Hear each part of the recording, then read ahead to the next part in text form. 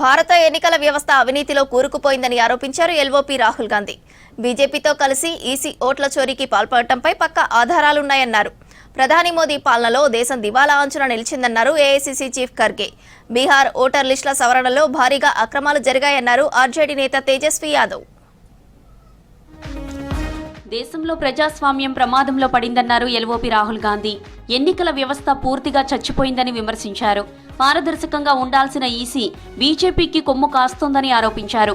కాషాయ పార్టీకి ప్రయోజనం చేకూర్చడానికి ఓట్ల దొంగతనానికి పాల్పడుతోందని ఆరోపించారు.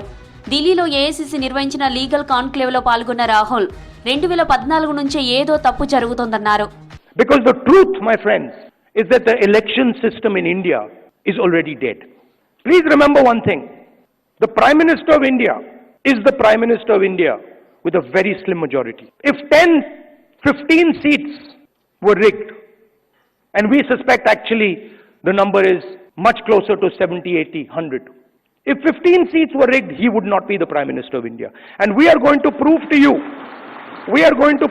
in the coming few days. We are going to prove to you without any doubt in the coming few days. Lok Sabha ఎన్నికల్లోనూ భారీగా అవకతవకలు జరిగాయన్నారు ఎల్ఓపి రాహుల్ గాంధీ.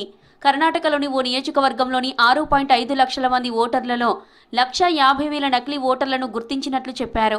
ఎన్నికల అక్రమాలపై అణుబాంబు లాంటి ఆధారాలను త్వరలోనే బయటపెడతామన్నారు.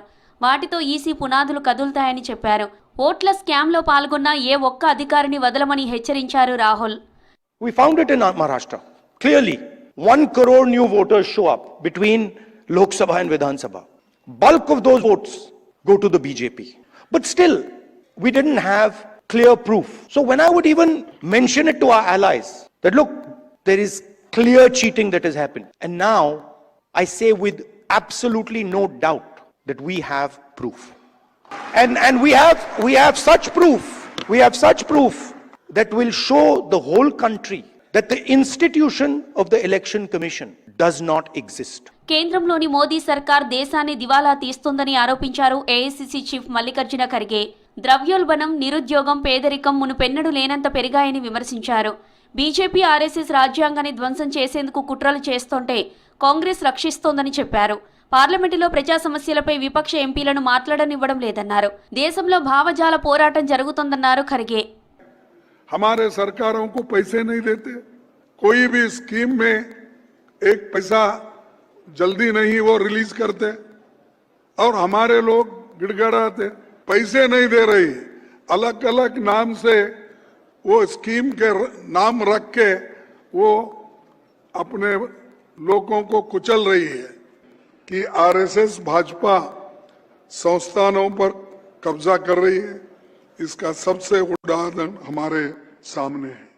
బీహార్లో ఓటర్ లిస్టుల సవరణ తప్పుల తడకగా ఉందన్నారు ఆర్జేడీ నేత తేజస్వి యాదవ్. ఈసీ ప్రకటించిన ముసాయిదా జాబితాలో తన పేరే లేదని చెప్పారు. రాబోయే అసెంబ్లీ ఎన్నికల్లో తాను ఎలా పోటీ చేయాలని ఈసీని ప్రశ్నించారు. ఎస్ఐఆర్ తర్వాత ప్రతి నియోజకవర్గంలో 20 నుంచి 30,000 ఓట్లను ఈసీ తొలగించిందని ఆరోపించారు. ఓవరాల్గా బీహార్లో 65 లక్షల బీజేపీ వ్యతిరేక ఓట్లను ఈసీ రిమూవ్ చేసిందన్నారు తేజస్వి యాదవ్. ये एप्लीकेशन है, मेरा भी नहीं है. हम चुनाव कैसे लड़ेंगे? ये चुनाव आयोग का एप्लीकेशन है और मेरा ईपीआईसी नंबर हमने इसमें डाला है.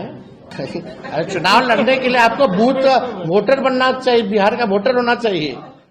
ఎస్ఎస్సీ, యూపీఎస్సీ పరీక్షల్లో అవినీతిని వ్యతిరేకిస్తూ ఢిల్లీలో ఎన్ఎస్యూఐ శ్రేణులు ఆందోళనకు దిగాయి. కేంద్ర విద్యాశాఖ మంత్రి ఇంటి ముందు నిరసన చేపట్టారు. దీంతో ఆందోళనకారులను బారికేడ్లతో అడ్డుకున్నారు పోలీసులు. మరోవైపు అభ్యర్థులకు న్యాయం జరిగే వరకు తమ పోరాటం కొనసాగుతుందన్నారు ఎన్ఎస్యూఐ నేతలు.